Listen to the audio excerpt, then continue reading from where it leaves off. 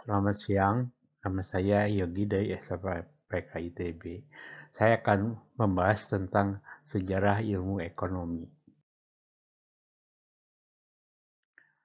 Kita akan bahas tentang sejarah pemikiran perkembangan ilmu ekonomi. Nah, dimulai dari Adam Smith.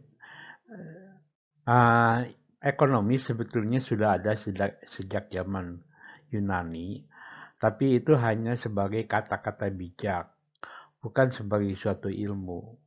Nah, ekonomi sebagai suatu ilmu baru dikemukakan oleh Adam Smith tahun 1776 dalam bukunya An Inquiry into Nature and Cause of the Wealth of Nation.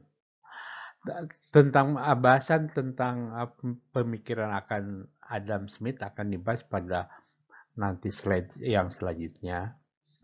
Selanjutnya adalah David Ricardo dengan bukunya Principle of Political Economy and Taxation. Nah, di sini David Ricardo dilanjutkan pemikiran dari Karl Marx, yang itu Das Kapital, dan juga Alfred Marshall, Principle of Economics, dan John Maynard Keynes dengan bukunya The General Theory of Employment and Interest and Money. Nah, John Maynard Keynes disebut juga Bapak Ilmu Ekonomi Makro dan Marshall sebagai Bapak Ilmu Ekonomi Mikro. Adam Smith juga disebut sebagai Bapak Ilmu Ekonomi karena pemikiran Adam Smith disinilah ilmu ekonomi terbentuk. Jadi pada waktu zaman dulu ekonomi itu bukan sebagai suatu ilmu, hanya kata-kata bijak saja, misalkan hemat pangkal kaya dan sebagainya, tapi bukan sebagai suatu ilmu. Nah, ekonomi sebagai suatu ilmu setelah Adam Smith menerbitkan buku An Inquiry into the Nature and Causes of the Wealth of Nation pada tahun 1776.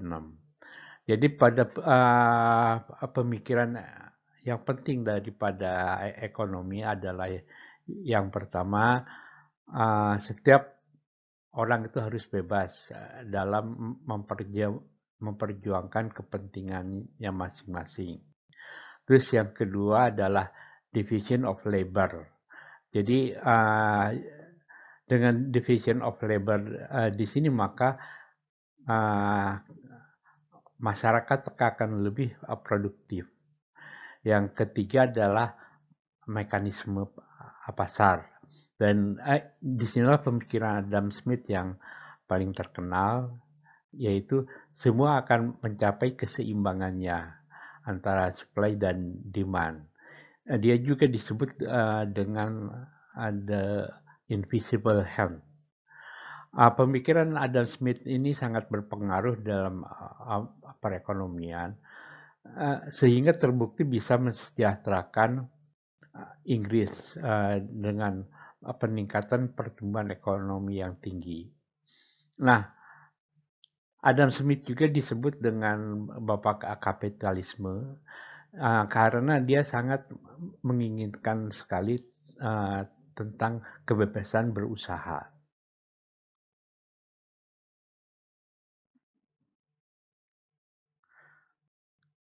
David Ricardo tahun 1817 dengan bukunya Principle of Political Economy and Taxation. Sebenarnya David Ricardo juga adalah murid Adam Smith, tetapi dia mengkritik Adam Smith.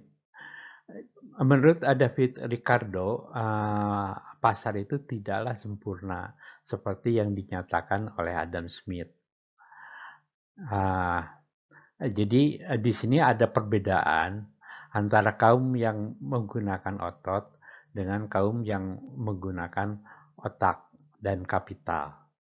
Contohnya adalah pertambangan batu bara. Seorang buruh bekerja dari jam 4 pagi sampai jam 10 malam dengan kerjanya sangat keras. Tetapi dengan pendapatan hanya sekian penny. Sebaliknya, pemilik batu bara yang menggunakan kapital, pekerjaannya tidak sekeras dari tambang buruh, mungkin hanya bekerja di kantor, merokok cerutu dengan teh di pagi hari yang indah, tetapi gajinya sangatlah besar. Itu adalah kritik daripada David Ricardo terhadap Adam Smith. Ya. Terus juga pemikiran yang lain adalah pemikiran marginal dari David Ricardo.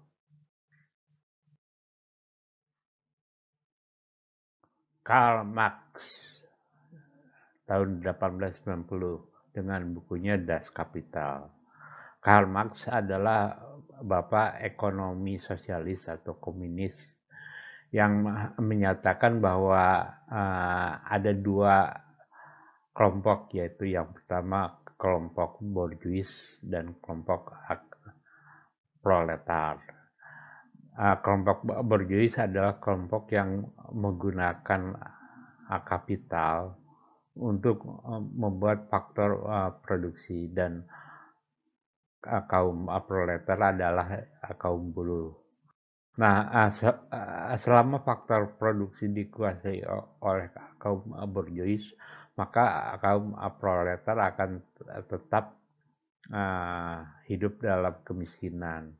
Untuk mensejahterakan, maka faktor-faktor produksi itu harus dikuasai oleh negara dan dibagikan merata ke setiap warga negara, termasuk adalah kaum proletar. Nah, di sini memang antara Adam Smith dan Karl Marx itu adalah dua kutub yang berbeda. Yang satu adalah kutub kapitalis, Adam Smith, dan yang satu lagi adalah kutub komunis. Nah, dua pertentangan ekonomi ini masih terus berlanjut sampai saat ini. John Maynard Keynes yang pada tahun 1936 membuat buku The General Theory of Employment, Interest and Money. Keynes menyarankan kepada pemerintah untuk melakukan government intervention melalui kebijakan fiskal dan kebijakan moneter. Keynes berhasil menyembuhkan resesi perekonomian pada negara-negara pada saat itu. Pada saat itu, pada sekitar tahun 30-an, ekonomi dunia ada pada depresi perekonomian. Nah, Keynes berhasil menyembuhkan depresi perekonomian melalui kebijakan fiskal dan kebijakan moneter. Alfred Marshall yang pada tahun 1870 membuat buku The Principle Economy. Alfred Marshall ini membuat prinsip-prinsip ekonomi yang kita pelajari sampai saat ini. Latihan. Pemilikan ekonomi ada semenjak zaman dahulu.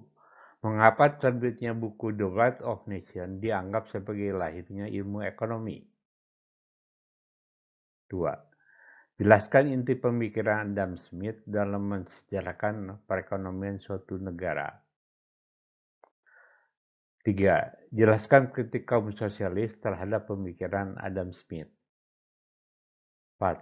Mengapa perekonomian kapitalis mengakibatkan depresi perekonomian pada tahun 1930-an. 5. Jelaskan sumbangan pemikiran John Maynard Keynes dalam mengadopsi ekonomi kapitalis. 6. Jelaskan masalah ekonomi sehingga kita harus mempelajari ilmu ekonomi. Demikian kuliah kali ini. Dan akhir kata saya ucapkan terima kasih.